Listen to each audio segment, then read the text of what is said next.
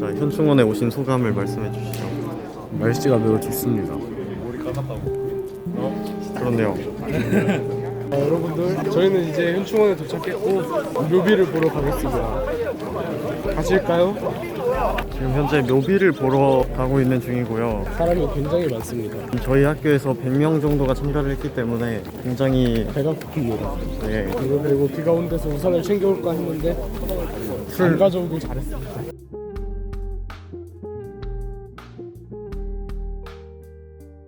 다 오셨네요. 우리가 현충문에서 이곳으로 이동했는데요. 오면서 좀 작은 비석들 보셨죠? 여기는 이제 그 장병 1구역입니다. 그 군대에 갔다가 해 나가서 전사한 군인들 또는 그 공모 중에 불의한 사고로 순직했던 또는 전투에 나갔다가 전사는 하지 않지만 부상 입었다가 나중에 사망한 군인들 밑에서 많은 군인들이 묻혀져 있는 구역이고요. 거기에 건너서 이제 여기 왔는데 여기는 되게 복합적인 묘를 다양한 분들이 모셔져 있어요. 공무원묘요, 소방관들요, 인사상사묘, 독도 의용 수비대 등이 있습니다.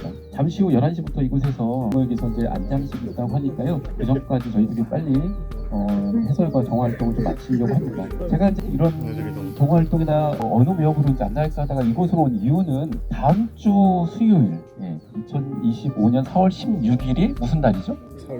세월호 참사 11주기가 있는 날이죠. 우리 대전 지역에서는 오늘 오후 3시에 은흥적인 거리에서 세월호 참사 11주기 추모 문화제도 있습니다. 그리고 다음 주 수요일 날 이곳에서 오전에 기업 다짐 행사도 해요. 왜 이곳에서 하느냐? 세월호 참사와 관련돼서 그때 희생하신 여러분들이 뭉쳐 있습니다. 이 공무원묘역, 예전에 순직 공무원묘역이라고 했는데요. 여기에는 1914년 4월 16일 날 같은 날 목숨을 잃은 분의 선생님들이 모셔져 있습니다. 바로 제 뒤에 있는 고창석 선생님부터 시작해가지고요. 양승진, 박육근, 윤인호 선생님에서 이 줄 10분이 2014년 세월호 참사 과정에서 학생들과 함께 제주 수학여행을 떠나는 그 배에 올랐다가 학생들을 구조하는 과정에서 학생들을 살리기 위해서 뛰어들었던 그 선생님들이에요. 다행히 그 순직이 인정돼가지고 국립묘지에 안장되긴 했지만 그 참사는 다시는 있어서는 안 되겠죠, 그죠? 근데 이곳에는요, 이 순직 교사 10분만 모셔져 있는 게 아닙니다. 또 어떤 분이 계시냐면 저 앞에 의사상자들 있죠. 저기 그 표지판 왼쪽으로 보면 정선선, 박지형, 양대홍이라고 하는 세 분이 계십니다. 당시 선장은 자기 살려고 가장 먼저 탈출해서 목숨을 건졌죠. 근데 원래 선장, 선원의 임무는 뭡니까? 승객의 안전. 그죠. 그 승객들의 안전을 책임지고 가장 마지막에 나와야 되는 게 선원들이고 선장이에요, 그죠? 근데 그 선장은 배를 버리고 승객들을 버리고 가장 먼저 탈출해서 목숨을 구했어요, 그죠? 근데 그럼에도 불구하고 마지막까지 승객들을 구조하려다가 또 목숨을 잃었던 선원들도 있었습니다. 그 중에서 의사상자로 지정해서 세 분이 이제 모셔져 있습니다. 누군가를 구한다는 것은 자기의 소중한 것을 내놔야 되는 그런 상황이기도 해요. 차마 저라면 그때 그런 용기가 있었을까? 이런 고민들을 하게 하는 자리입니다. 그래서 세월호 순직 교사 10분 그리고 세월호 선원 3분이 안장되어 있고 또 다른 분들이 모셔져 있습니다. 소방관 묘역에는 어떤 분들이 계시냐면 그 진도에 침몰했던 그 세월을 수색하기 위해서 소방 헬기들이 동원돼요. 당시 강원본부 소방 헬기가 구조 활동에 나섰다가 활동을 마치고 강원도를 이제 귀환하는 과정에서 광주 지역에서 추락사고가 있었습니다. 추락사고가. 근데 이때 이 소방관들은요, 이 헬기가 정말 그 도심이었거든요. 만약에 이 헬리콥터가 아파트로 추락했다면 어떤 일이 벌어졌을까요? 그 아파트에 사는 사람들, 주민들도 목숨을 잃었을 거잖아요. 근데 이분들이 이 조종관을 잘 잡아서 결국 도로 한복판 아무도 없는 곳으로 추락을 했습니다. 세월호 선장과는 또 다른 그러한 의미의 희생이었다라고 볼 수 있습니다. 그때 목숨 잃었던 5분의 소방관이 모셔져 있습니다. 그래서 제가 오늘 대전현충원 이 답사에 여러분들을 이곳으로 좀 모셨고요. 세월호 참사 11주기를 앞두고 희생자들을 좀 생각하면서 잠시 좀 묵념하는 시간을 가졌으면 좋겠습니다. 좀 각자 조금 이렇게 마음가짐을 좀 해주시고요. 다시는 이런 사회적 참사가 일어나지 않았으면 하는 바람을 담아서 잠시 묵념하도록 하겠습니다. 일동 묵념하러 하겠습니다. 한 가지 더 말씀드리고 싶은 거는 세월호 선생님들, 의사상자, 순직 소방관들도 이렇게 국립묘지에 모셔져 있는데 그때 대다수의 희생은 우리 가동고등학교 학생들이었잖아요. 이 학생들이 지금 어디에 잠들어 있냐면 각자 여러 곳에 잠들어 있습니다. 원래 계획대로 하면 안산에 그들을 기억하고 추모할 수 있는 공원이 완공돼서 그들을 그곳에 편안하게 이제 모셨어야 되는데 그러지 못하고 있어요. 벌써 11년이 지났는데 우리가 사회검사를 제대로 좀 처리하지 못하고 있는 건 아닌가라는 생각을 합니다. 여러분 또래의 그 학생들이 정말 설레는 마음으로 수학여행길에 올랐다가 불의한 사고, 그다음에 정말 의심스러운 일들이 많았던 사고들이 있었다라는 거죠. 이곳에는 수없이 많은 국가를 위해서 헌신한 분들이 묻혀 있습니다. 근데 세월호 참사를 살펴보면 그때 우리 국가는 어디 있었나라고 하는 그런 물음들을 많이 해요. 충분히 구조할 수 있었던 기회들을 빼앗겼고, 그다음에 리더가 잘못된 선택, 자기 살려고만 했을 때 더 많은 희생을 났다라는 것을 우리가 여러분들이 나중에 어떤 사람이 될지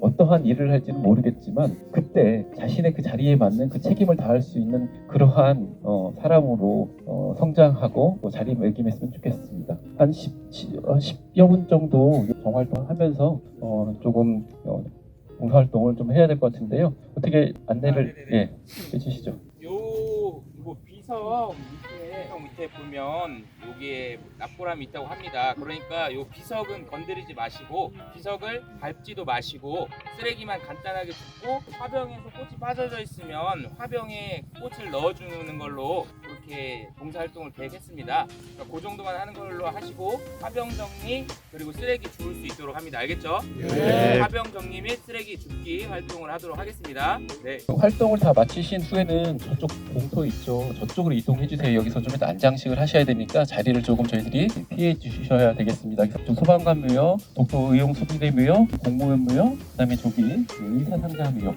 혹시 뭐 그 뒤편에 있는 우리 장병무역도 괜찮습니다. 그래서 지금 자유롭게 정활동 시작하겠습니다.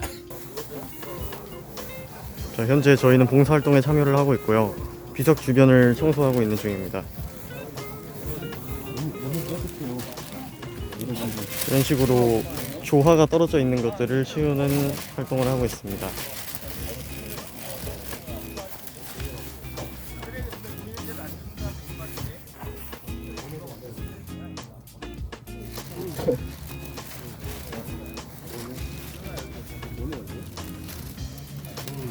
자, 저희는 이 정도의 쓰레기를 주웠습니다. 현재 위로 이동을 하고 있고요. 그런 사람 계속 숙였다 일어나서 허리가 아픕니다. 허리가 아프다고 합니다. 이런 걸 해서 돈을 써 버리니까 어느 만큼 빠지면 안 돼. 뭐 닭하기 옛날에 소감 한마디 해주시죠.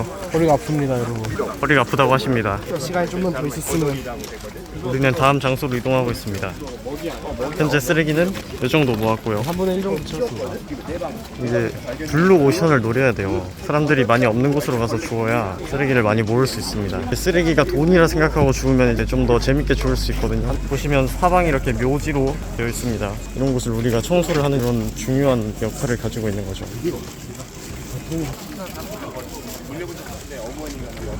좀 앞으로 붙긴 해야 되는데 그래야 영상을 찍는데 슬슬 속도를 내볼까?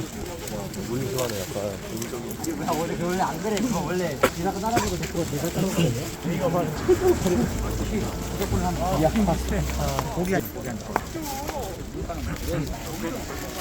몇 볼을 걸어서 볼 수 없죠? 아이고 자, 이렇게 대전 현충원은 무려 100만 평에 그러니까 축구장 500개 정도를 합쳐놓은 크기의 아주 굉장한 거대한 규모로 지어져 있고요. 대전에서 제일 넓은 곳이랍니다. 부지가 되게 넓대요. 충남대보다 넓습니다, 여러분. 맞습니다. 여기는 대전에서 가장 넓은 장소라고 할 수 있고 그곳에 이렇게 수많은 분들이 묻혀 계시다는 그런 사실을 항상 기억해 주셨으면 합니다. 여기 묻혀 계신 분들이 진짜 모든 분들이 다 저희를 위해서 힘써 주시고 아깝게 돌아가신 분들이 묻혀 있는 곳이기 때문에 모두를 깨끗하게 빛내줘야 합니다. 우리가 이런 분들 덕분에 저희가 여기서 살아있는 거거든요.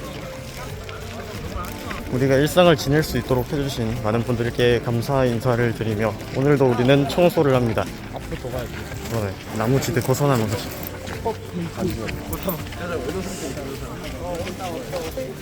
자, 일단 저희는 산을 지나 산은 아닌데 아무튼 이제 산에 깎아놓은 길을 따라서 다음 장소로 이동을 하고 있습니다.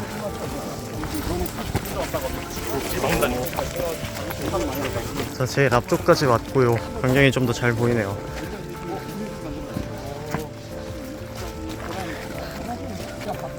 자, 여기는 길도 굉장히 잘 되어 있습니다. 역시 대전 현충원. 4명이 좋습니다. 여기 자연에서 치톤 피드, 아니 피톤 치드인가? 피톤 치드를 받으며 걸어가는. 지금 대전 현충원에 마련된 보훈 둘레길을 따라서 대통령묘로 이동을 하고 있습니다. 왼쪽 편에는 국가사회구원자묘역, 그리고 독립유공자 1묘역을 가동하고 있고요. 국가사회구원자묘역은 나라를 위해서 헌신했던 분들 중에서 이 정도는 그래도 국립인을 모셔야겠다라고 했던 분들인데, 대표적으로는 뭐 국회의장, 대법원장, 헌법재판소장, 이런 좀 우리나라에서 이제 지도층에 해당되는 사람들을 비롯해서 유명한 과학자, 그다음에 체육인들도 있습니다. 가장 알만한 사람이 누가 있냐면 1936년 베를린 올림픽에서 맞아요, 예, 송기정 선수가 저때 위에 안장되어 있습니다.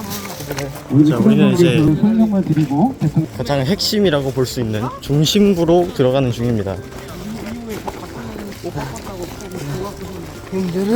자, 이렇게 걷는 것도 운동이 많이 되기 때문에 이 근처에 살고 계신 분들은 한 번쯤 와보시는 걸 추천드립니다. 왜냐면 무료거든요.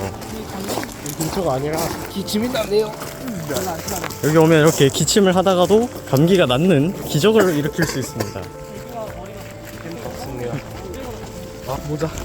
좀 앞으로 갈까? 앞으로 가자고? 자, 제일 앞으로 왔고요. 보시면 이렇게 길이 계속 아주 잘 되어 있습니다. 그냥 길 따라 걸으면 돼요. 이렇게 주차 시설도 잘 되어 있고 설비가 좋습니다.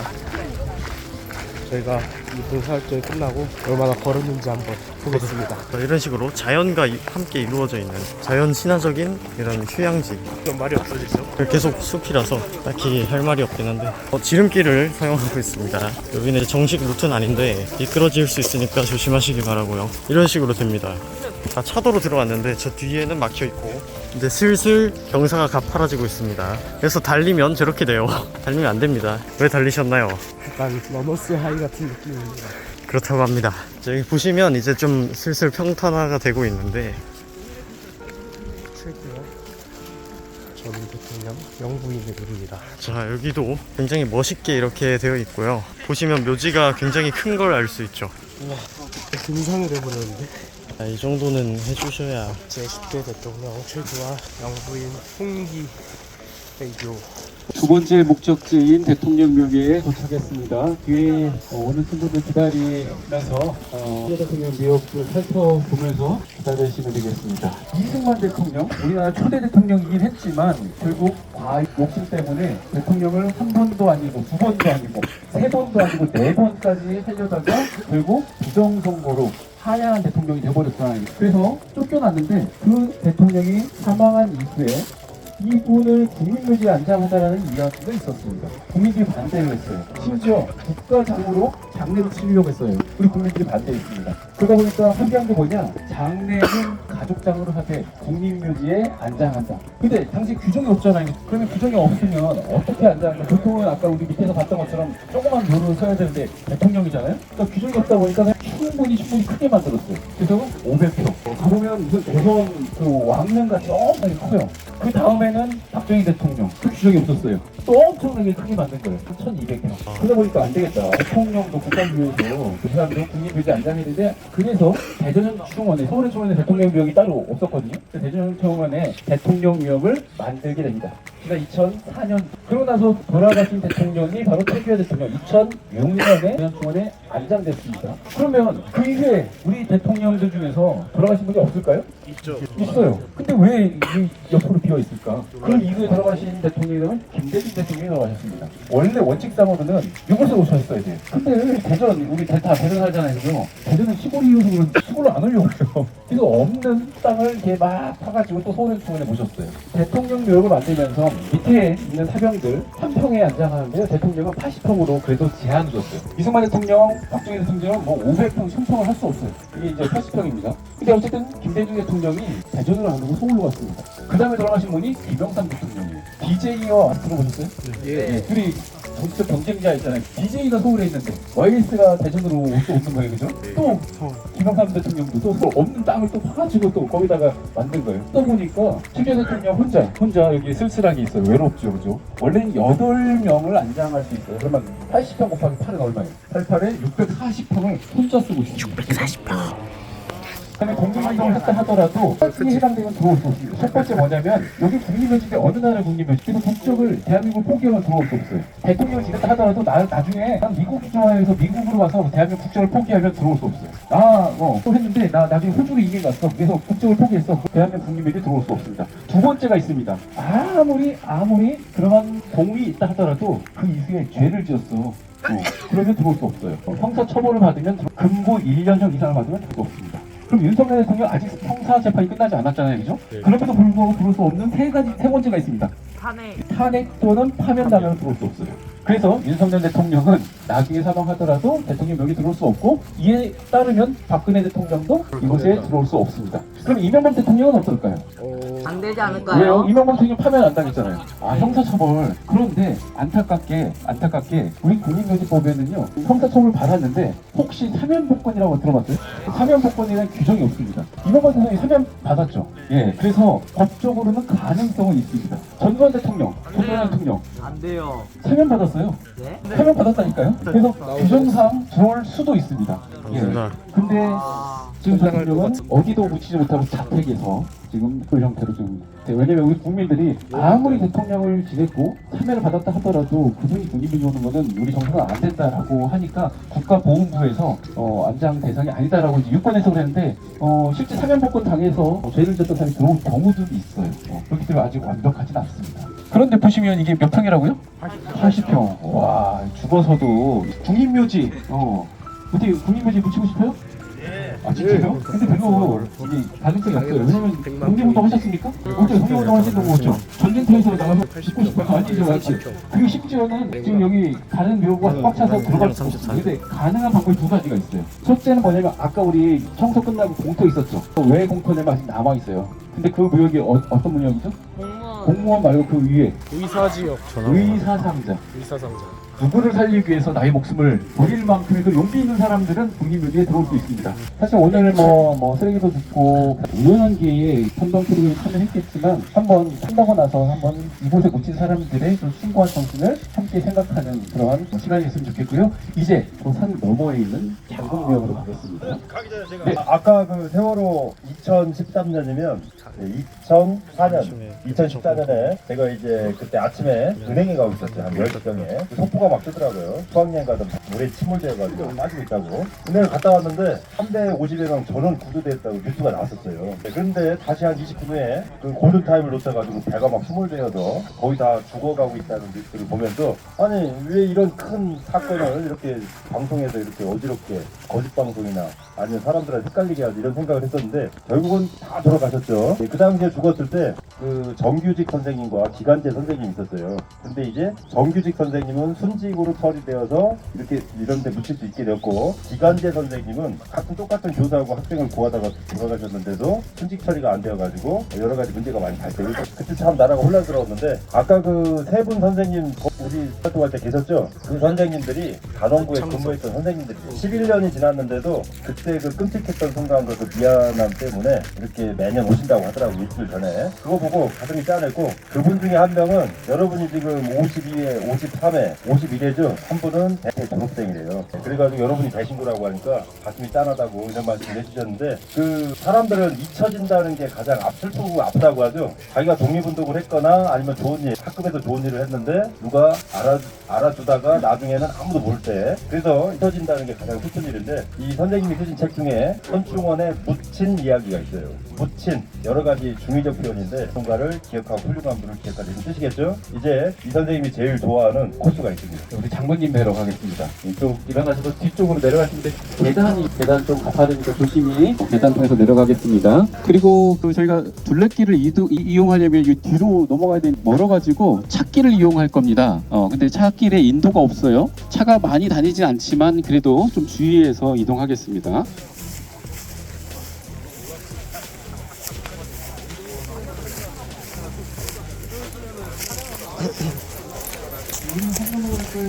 그만이 아니고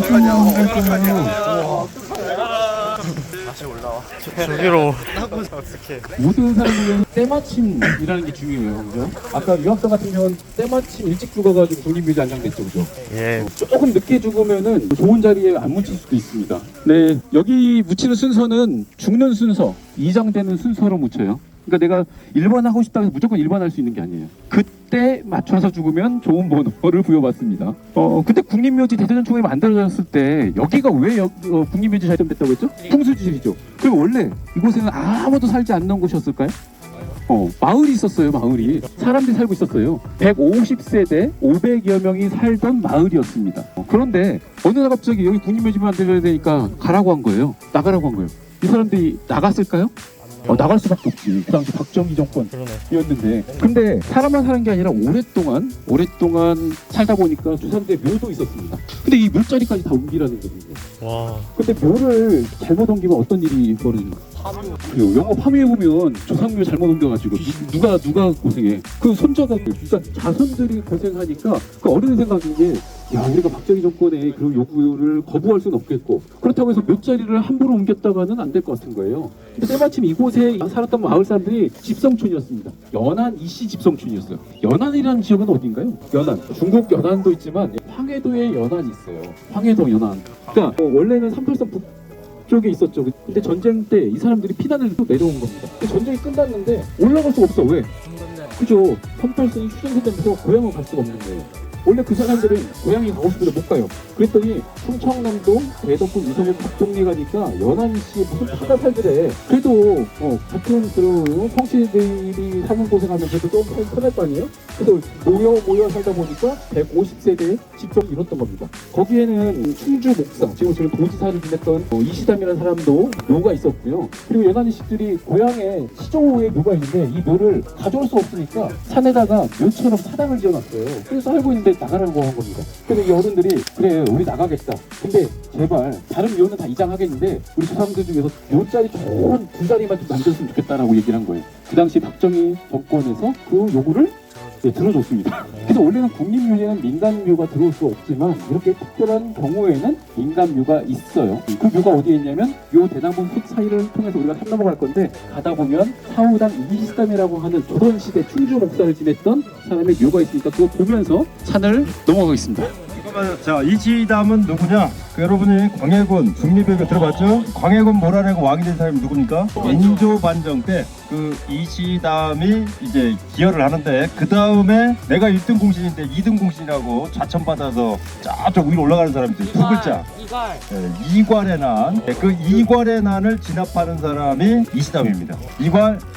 이병규 선생님, 이괄 맞췄는데 이거 선물 드려도 될까요? 예, 드리겠습니다. 몇 학년 누굽니까? 1학년 1번 8번 김성윤입니다. 김선우한테 드리겠습니다. 네, 이시담의 아버지는 이귀라고 합니다. 그래서 인조 반정에 함께 참여를 했고요. 네, 이쪽 이제 넘어가면서 옛 마을의 흔적들을 보고 산을 넘어가겠습니다. 사진에서 너무 두려워하지 마세요. 오늘 최고로 높은 곳이니까. 자, 대나무 숲으로 들어갑니다. 이게 그 중림이다. 묘가 되겠습니다. 자, 이게 그 유명한 대나무 숲이고요. 나무가 아주 울창하게 이렇게 자라있는 모습. 근데 밑에만 대나무가 있고 위에는 대나무가 또 없습니다. 이게 다 겉보기만 대나무 숲이지 중림이 아니에요. 진짜로 아까 자, 경사가 그래도 생각보다 여기는 여기가 완만해서 오늘 일정 중에서 가장 해발도가 높은 곳입니다. 이제부터는 내려가는 길, 내리막길만 있습니다. 내리막길은 더 주의해서 내려가야 합니다. 넘어지면 그대로 죽는 거예요. 저기로 떨어지면 죽습니다. 그냥 죽진 않아요. 전 죽어요. 그건 너고요. 자, 저기 막 나무도 막 쌓여있고 숲이지만 인간의 인위적인 어떤 것들이 섞여있는 모습. 요즘 시대에 그냥 일반적인 숲을 대한민국에서 볼 수는 없습니다. 아니 이게 신발이 얇아가지고 돌을 밟으면 그대로 지압판이 되는데. 나도 이걸로 평발을 교정하면 돼. 돌로 발을 깎아서 발이 저린데. 뭐야? 도로인데? 도로로 나가고 있습니다. 이쪽은 길이 약간 좁아니까 조심히. 한 줄로 가요 여기는. 자, 이제 평지로 내려왔습니다. 이건 건 아니구나. 그럴 리가. 충원이 100만 평인데. 나갈 리가 없지. 자, 도로 쪽으로 다시 내려왔고 평지네. 이제 대통령 묘부터 해가지고 높은 지대는 다 지나고 좀 아래쪽으로 내려왔습니다. 지금 몇 시죠? 현재 시각은 11시 57분. 이제 곧 점심을 먹게 되겠네요. 복식에서 원래 아침을 안 먹고 이렇게 등산을 해주면 점심을 맛있게 먹을 수가 있어요. 하지만 너무 항상 맛없게 먹죠. 그런 사람들이 몇 명 살아요, 이 세상에는. 이제 우리는 어디로 가는 걸까? 아마 밥을 먹으러 가지 않을까 싶은데, 밥으로는 빵과 물을 배부한다고 하네요. 건동 아니에요?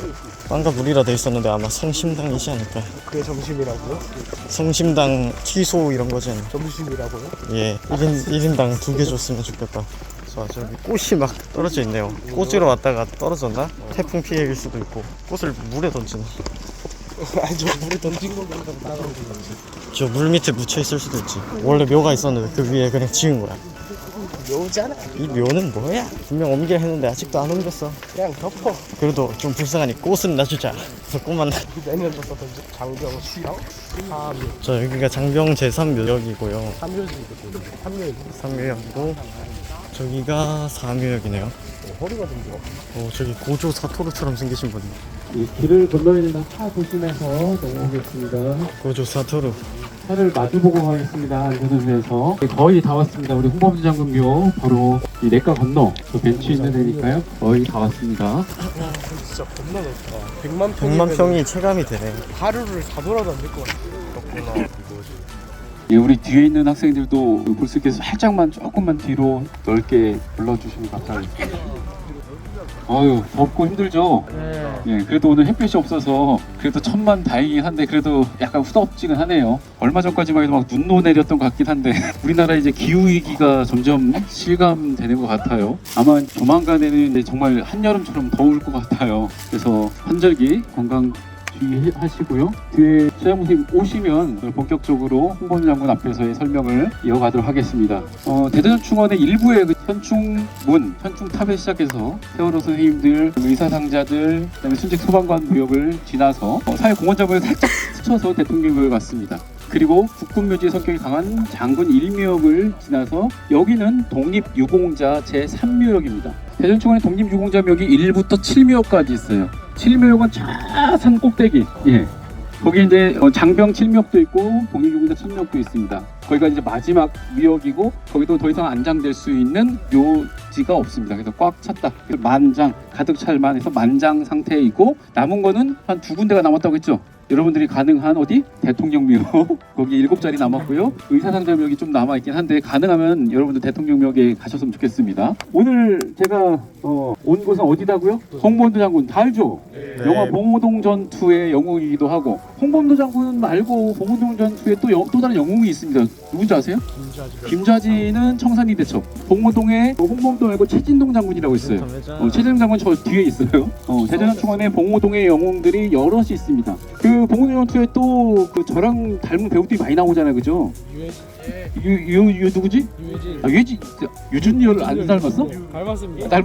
닮았어요? 그 이화일 지사를 모델링했죠. 이화일 지사는 독립유공자 1묘역에 있습니다. 설마 제가 뭐 유준열하고 닮지 않았어요. 유해진하고 닮긴 했죠, 그죠? 홍범도 장군이 대전현충원에 온 지는 2021년 8월달에 오셨어요. 대전현충원 홍범도 장군이 오면서 저는 홍범도 장군을 대전현충원의 홍보대사다라고 얘기할 정도로 이 되게 유명하신 분이 되어버렸습니다. 홍범도 장군을 찾기 위해서 대전현충원에 오신 분들이 꽤 많아요. 지금은 여기 있는 꽃들을 다 치워갖고 조금 초라해 보이지만 올 때마다 꽃들이 가득해요. 왜? 사람들이 하도 많이 오니까요. 심지어는 너무나 많이 오니까 밑에 보면 잔디 아래에다가 플라스틱 판을 깔아놓을 정도입니다. 하도 많이 오니까 잔디가 죽어서 제가 얼마만큼 많이 오는가 궁금해가지고 2년 전에 제가 또 이제 이과 출신이잖아요, 그죠? 과학적 통계.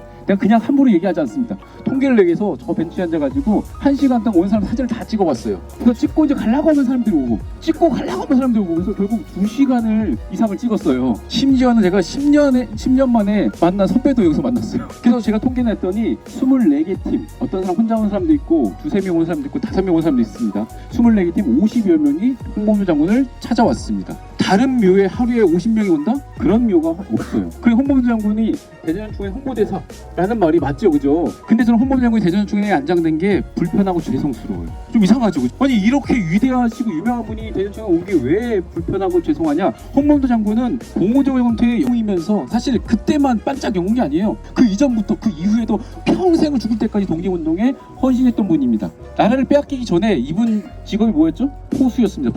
포수가 독립운동에 나섰던 이유는 일제가 군대 해산을 했어요. 무장투쟁을 할 수 있었던 유일한 직업이 포수였습니다. 포수들을 데리고 항일 의병운동을 한 거예요. 일본군 입장에서 신식 무기로 싸우는데 지형에 아주 빠른 포수들을 당해낼 재간이 없었습니다. 그러니까 일본군 입장에서는 이 홍범도 장군 부대가 너무 잡고 싶은 거예요. 맨날 싸우면 지니까. 그래서 어떻게 했냐, 홍범도를 잡기 위해서 약한 고리 가족을 잡아옵니다. 누구? 부인과 아들을 잡아와요. 그러면서 부인한테 얘기하죠. 야, 네 남편 투항하도 편지 써. 부인이 글을 차라리 못 썼습니다. 나 글을 모른다라고 하겠지만 이분이 그래도 글을 쓸 수 있는 사람이었습니다. 아니라고 하면서도 혹시 자기가 그 고문에 당할까봐 혀를 깨물었어요. 결국 이 고문 때문에 얼마 있지 않아서 순국 돌아가셨습니다. 부인이 그렇게 되니까 남은 게 누구예요? 아들 홍양순을 일본군이 막 협박을 합니다. 야, 아버지 투항하도록 편지 써. 아들이 어떻게 해요? 그 일본군의 그 협박에 어쩔 수 없이 그 편지를 들고, 자기가 쓰진 않고 일본군이 쓴 거를 들고 아버지를 찾아갑니다. 근데 그 아버지가 있는 의병부대로 수많은 일본군들이 갔어요. 근데 단 한 사람도 돌아오지 않았어. 하몽차사. 왜? 다 죽었거든. 근데 그곳을 아들이 아버지의 투항을 이야기하는 편지를 들고 간 거예요. 아버지를 만났습니다. 홍범도 장군이 정말 몇 년 만에 아들을 봤는데 얼마나 기쁘겠습니까? 근데 그 아들이 뭘 들고 왔다고요? 투항 편지. 그 사실을 알았던 홍범도 장군이 총을 꺼냅니다. 어제까지 너는 나의 아들이었지만 이놈이 일본이 그렇게 협박한다고 어떻게 아버지의 투항을 비는 편지를 들고 와? 오늘부터는 넌 내 아들이 아니라고 하면서 총을 겨눠요. 그 방아쇠를 당겼습니다. 일본하고 싸워서 백발백중. 홍범도 장군이 그 총 발사한 그 총이 그 아들을 향해서 샥 날아가는데 귓가를 싹 스치고 지나갔어요. 마치 그 트럼프가 샥 하듯이. 아들이 어떻게 했겠습니까? 벌벌 떨면서 뉘쳐요. 아버지 잘못했습니다. 제가 잘못했습니다. 그래서 바로 그 자리에서 의병이 돼요. 그 아들이 의병 활동하면서 1년이 채 되지 않아서 일본과 싸우다가 전사를 합니다. 둘째 아들 홍용환이라고 있습니다. 이 사람 복무 이후에 아버지와 함께 항일 무장 투쟁을 나서다가 이 아들도 전사를 해요. 홍범도 장군은요, 부인이 돌아가셨죠. 두 아들이 일본하고 싸우다 죽었어요. 나중에 소련에 의해서 카자흐스탄까지 강제 이주 당했지만 조국의 해방을 위한 그 열망은 식지 않았습니다. 죽을 때까지 독립을 위해서 살았던 분이에요. 근데 그분이 대전현충원에 정말 80여 년 만에 왔는데 왜 불편하냐? 홍범도 장군이 누구랑 싸웠습니까? 일본과 싸웠. 근데 대전현충원에 10만 명 중에서 많지는 않지만 아까 일본 육사 나온 사람, 간도 특사때 나왔던 사람, 만주 군관학교 출신의 사람들, 이 사람들이 나중에 군대에 들어와서 별 달아갖고 대전충원에 묻혀 있는 거예요. 일본과 목숨 걸고 싸웠던 사람, 온 가족이 싸웠던 사람이 자기가 싸웠던 일본의 편에 들어서 독립운동가들을 탄압했던 사람하고 같은 미역에 묻혀 있다? 불편하겠죠. 이분을 모셔오려고 한다라면 그런 사람들을 현충원 부지에서 좀 이장시키고 나서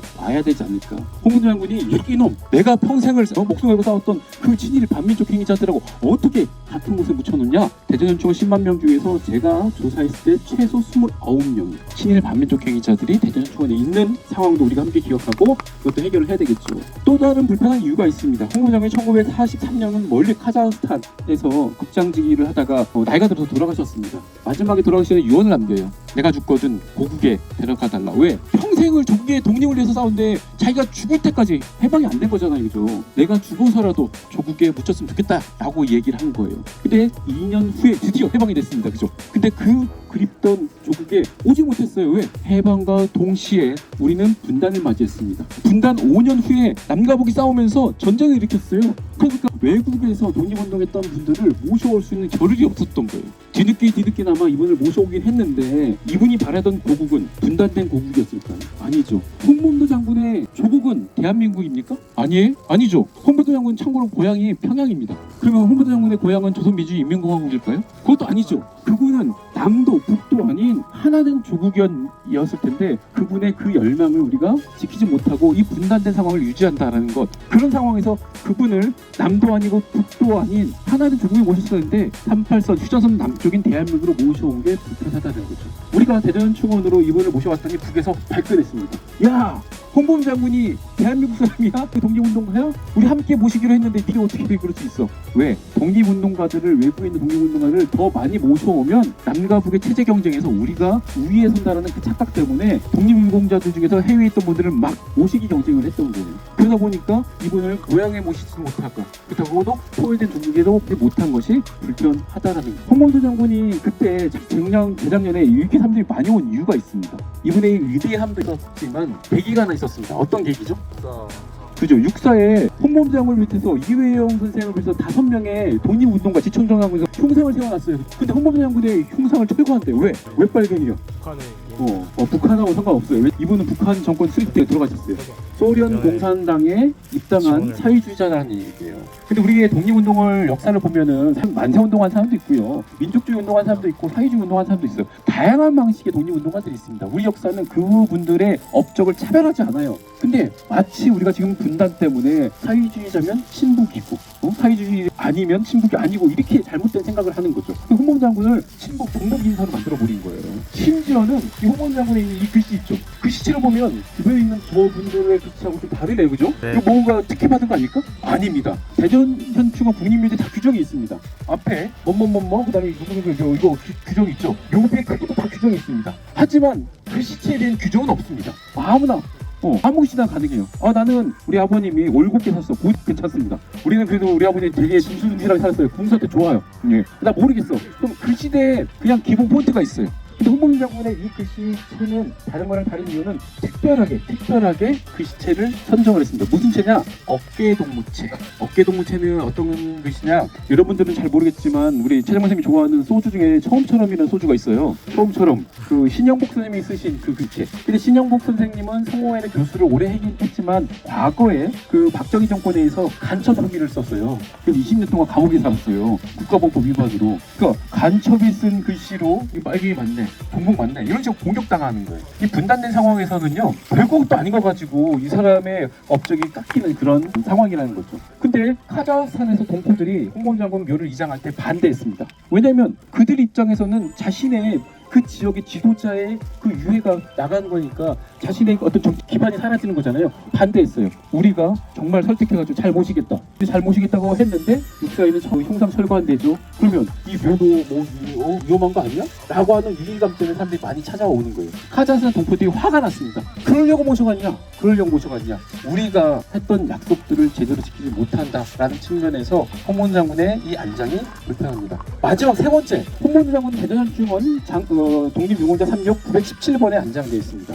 묘비는 순서대로 안장된다고 했죠. 때마침 안장된다고 했죠. 저 끄트머리가 1번입니다. 저 끄트머리가 916번입니다. 그럼 917번은 어디로 가야 돼요? 저 끝으로 가야 되죠. 아니요. 끝으로 가도 안 돼요. 왜냐면 독립유공자 3묘역이 꽉 차서 4묘역을 만들었습니다. 4묘역을 만들고 나서 이러다가 독립유공자들이 이거 다 못 모신다. 왜? 독립운동은 대략 300만 명이 했다고 합니다. 근데 명단을 확인해서 국가로부터 처음 받은 사람은 18,000명 정도밖에 안 돼요. 근데 대전초에는 안장할 수 있는 분은 5,000명밖에 안 됩니다. 그럼 꽉 차니까 안 되는 거예요. 그래서 성스럽지만 이렇게 열평으로 안장되기에는 묘지가 부족하다. 그래서 밖에서 이장하는 분들은 죄송스럽지만 이제부터 한 평으로 줄여 안장을 했다. 독립유공자 5묘역을 따로 조성합니다. 마치 또 여기 있는 사명도처럼요. 근데 살아계신 독립유공자들한테 선생님 죄송합니다. 좀 일찍 돌아가셨으면 8평을 하시는데 지금 늦게 들어가셔서 3평으로 가셔야 돼요. 이러면은 속상하겠죠. 그래서 그분들 생존 유공자들에게는 예우적 측면에서 독립유공자 6묘역을 만들어서 8평으로 안장되게끔 한 거예요. 근데 4묘역 꽉 찼죠. 5묘역 이장묘역 만드는데 꽉 찼어요. 7묘역 저 끄트머리 지금 막 차고 있었어요. 홍범 장군은 생존에 계시다가 돌아가신 분이니까 이장하는 경우입니까? 그러면 이장하는 경우는 어디로 가야 돼요? 저 끄트머리는 7묘역으로 가야 돼요. 그러니까 저 끝으로 가는 게 아니에요. 여기 몇 자리가 없어요. 근데 왜 홍범 장군은 이곳으로 왔을까? 왜? 우리가 대통령 전용기 보냈죠. 공군기 보내고 장군의 기원을 엄청나게 크게 선전한 거예요. 북한보다 우리가 이분을 모셔온다라는 그런 생색내기를 하려고 하는데 저 끄트머리에 있는 곳에다 한 평짜리를 하면은 이거 좀 이렇게 보기가 좀 그렇잖아요. 그래서 특별하게 규정을 바꿨습니다. 특별한 경우에는 이렇게 8평으로 안장할 수 있도록 규정을 바꾼 다음에 옆에 있고 여기 행상이 좋은 이곳으로 묘역을 만든 겁니다. 원래 이곳에는 저 벤치가 있었어요. 벤치를 옆으로 밀고 홍범 장군 묘만 세우기는 그러니까 그 주변에 있던 4개의 묘가 조성됐습니다. 저 3분은 누구냐? 이 홍범 장군이 안장된 이후에 돌아가신 생존 독립유공자분들이에요. 원래 6묘 가야 되는데 하나만 만들기엔 좀 너무 생색내기가 너무 그러니까 4개를 만들어서 3분은 생존 유공자들이다. 제가 홍범 장군의 삶을 되새겨본다라면 그런 걸 달과했을까? 예끼는 내가 언제 8평짜리를 보내달라고 했냐? 차라리 그럴 노력이 있었으면 친일파들을 좀 쫓아내든가 통일을 위해서 좀 더 노력하든가 하지. 이게 뭐냐? 불편해. 했을 것 같다라는 거죠. 그런 측면에서 홍범주 장군은 위대한 독립운동가의 삶을 우리가 따라 배우는 것이기도 하지만 이런 불편한 점들 우리가 해결할 점도 있다. 그리고 부인이 있는데 단양이 씨 옆에 합정되지 않았습니다. 왜? 이분이 돌아가셨는데 일본의 고문 때문에 돌아가셨잖아요. 홍범주 장군 뭐 하고 있었습니까? 위병하고 있었어요. 부인의 시신조차 어디에 묻지도 못해서 어디 묻혔는지 몰라요. 합장할 수가 없습니다. 원래는 애국지사 홍범도, 그 다음에 애국지사 단양이 씨, 이름도 없이 돌아가신 분. 함께 이 단양이 씨처럼 여성들 중에서 독립운동했던 분도 꽤 계시지만 처음 받는 사람은 불과 3.6%밖에 되지 않아요. 그것도 우리가 함께 생각을 해야 되겠죠. 오늘 마무리하면서 독립유공자 3미역의 360번을 먼저 찾으신 분에게 선물이 있습니다. 그 360번 묘 앞에서 오늘 마무리를 하려고 합니다. 360번 힌트가 있죠. 현충원의 묘비는 다 순서가 있다. 360번 묘역을 가장 먼저 찾는 분에게 선물이 있습니다. 스피드런. 너무 달리지 마시고 위험하니까요. 360번을 찾아서 오늘 마무리하겠습니다. 저 위쪽으로 쭉 가야 되는 거 아니야? 그래? 한번 달리기 실력을 뽐낼 때가 되었다. 방 가자. 자, 저희 회장이 또 달리기를 잘합니다. 300. 360번. 360번 누가 먼저 야, 찾았어? 위쪽에 있는 거 아니야? 어디 있어 360번? 오 찾은 거지 그러면. 야 이거 숙제의 문제가 있네 그죠? 확인해야죠. 답이 없는 걸 어떻게 찾으라고 합니까? 그죠? 그러면 왜 없을까? 이상하셨나? 어쨌든 없는 걸 찾으라고 했는데 열심히 찾아서 그 자리를 찾은 여당님 후반 누구? 3학년 10반 고정재라고 합니다. 기억하십니까? 소방이 10반? 예, 잘 찾았네요, 그죠? 영화 혹시 파묘 보셨어요? 네, 그 파묘가 생각나는 그 자리입니다. 제가 왜 이 자리에서 마무리를 지려고 하느냐 생각해볼 여지가 많은 자리입니다. 이 빈자리. 여기는 독립운동가들이 다 모셔져 있는 독립유공자 3미역이라고 했죠. 독립운동은 일제로부터 국권을 찬탈 당할 즈음부터 1945년 8월 15일 해방을 맞이할 때까지 독립운동에 나섰던 공이 있는 사람들입니다. 그래서 그 과정에서 돌아가시면 순국선열이라고 표시가 됩니다. 여기 보면 애국지사하고 순국선열 두 가지가 있는데 순국선열은 독립운동 과정에서 희생당하면 순국선열. 그 과정에서 목숨을 잃지 않고 해방 이후까지 살았거나 해방 전에 돌아가셨지만 독립운동 과정이 아니라 나이가 들어서 또는 다른 병에 걸려서 죽으면 애국지사로 호명됩니다. 근데 독립운동 하는 거 정말 중요하죠, 그죠? 그런데 이런 사람이 있대요. 1945년 8월 14일 날 변절한 동가가 있답니다. 다음날 해방될지도 모르고. 독립운동 중요한 일 시작하는 것도 중요해요. 근데 더 중요한 건 뭐예요? 끝날 때까지 끝까지 결승선까지 아무리 되게 열심히 뛰면 뭐해, 끝까지 결승선을 통과해야 되지. 중간에 포기하면 말짱 꽝이에요, 그죠? 근데 독립운동 같은 경우는 포기하는 건 포기할 수 있어. 근데 포기를 넘어서 뭘 했다고요? 변절했다고. 언제? 1945년 8월 14일 날.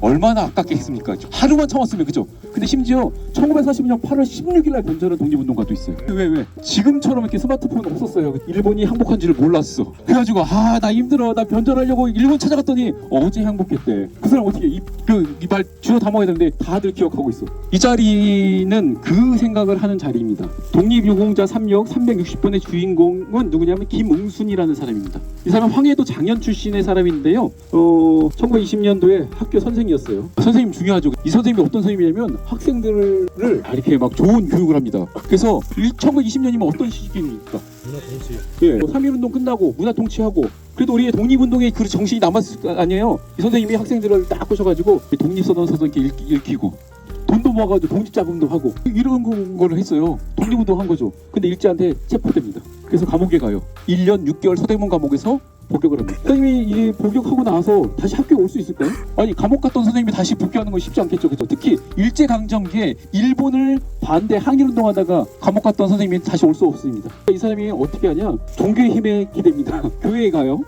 괜찮아, 교회 갈 수 있어요. 왜냐면 학교에서 안 받아주니까. 그래서 장로가 되고 나중에 신학학교에 가서 목사가 됩니다. 근데 목사라는 지위를 얻으면서 점점 기득권화되는 거예요. 근데 일제로부터 나라를 빼앗긴 지 1910년 기준으로 10년이 지나서 독립운동을 해도 안 됐어. 20년을 독립운동을 해도 안 됐어. 30년을 독립운동을 해도 어떻게 생각을 할까요? 일제는 망하지 않을 것 같은 거예요. 그 사이에 나는 기득권을 점점 차지하고 있죠. 그러니까 독립운동했던 사람들이 1930년대 말 40년대 지나면서 변절하는 사람들이 생긴 거죠. 추던 이광수처럼. 결국 이 사람도 나중에 목사가 돼서 그 기독교 총회장도 되고 하는데 이제 포기를 합니다. 그리고 변절합니다. 그래서 교회에서 설교를 해요. 우리 청년들이요, 조국을 위해서 군대에 가라. 그가 말했던 조국은 조선이 아니라 일본. 그래서 일본군 지원병 나서라 이렇게 하는 거예요. 그리고 헌금하죠. 헌금. 돈을 모아서 교회 목사님이 뭘 해야 됩니까? 하나님 위해서 쓰든가 신도들을 위해 써야 되죠. 근데 그 돈을 모아갖고 일본군 헌납기에 기부를 합니다. 일본군을 위해서. 그리고 기도를 누굴 위해서 기도를 해야 됩니까? 뭔가 하나님을 위해서 기도를 차라리 기도를 하면 될 텐데 이분이 기도는 안 하고 일본 가가지고 신사참배를 했어요. 그랬던 사람이 해방이 됐습니다. 그럼 이 사람은 어떻게 됐을까요? 우리 반민특위나 이런 거에서 그 체포돼갖고 조사받고 처벌받아야 되는데 이분이 산발에서 남쪽으로 내려오지 않고 고향 장현에 있었어요. 북에서 이분이 왜 처벌 안 받는지는 잘 모르겠는데 그냥 처벌받지 않고 있다가 후전쟁 틈을 타가지고 월남을 했습니다. 그때 우리는 반민특위가 해산당하면서 친일파들을 제대로 처벌하지 못했어요. 그래서 이 사람이 과거에 변절한 사실을 우리는 까맣게 모르고 살고 있었습니다. 그래서 국가로부터 서운을 받아요. 그래서 국립묘지에 안장될 자격을 부여받아서 이곳에 안장됐습니다. 근데 우리의 역사가들이 우리 사학과를 꿈꾸는 친구들이 있는데 잘 들으세요. 우리 역사가들이 이 사람의 행적들을 추적하다 보니까 이상해. 이 변절한 것 같아. 그 결정적 증거도 찾아냈어요. 그래서 지난 2021년도에 이 사람 아까 제가 얘기했던 세 가지 있죠. 청년들 징병 강요한 거, 그 다음에 돈 모아가지고 비행기에 일본군 헌납한 거, 이 사실을 다 찾아낸 거예요. 그래서 어떻게 했습니까? 이 사람의 서운을 시켰어요.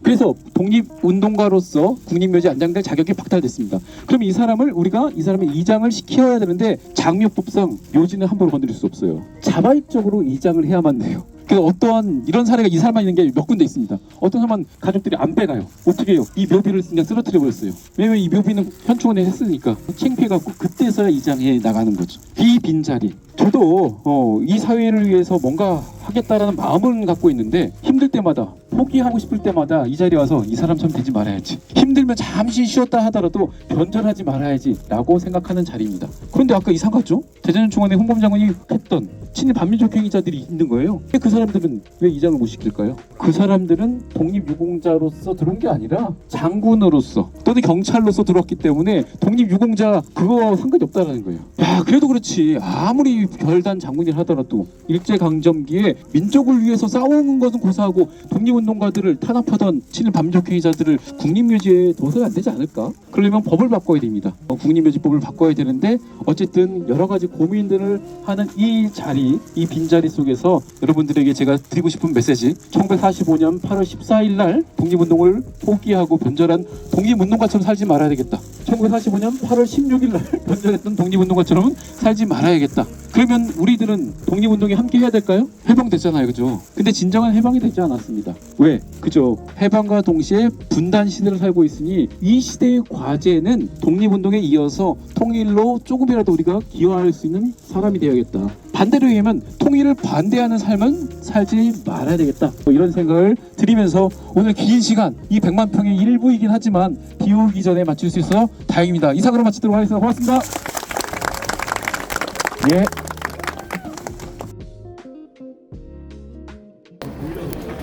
이건 모형이 아니라 살아있는 고라니입니다. 근데 귀엽게 생겼네. 한번 같이 가보자.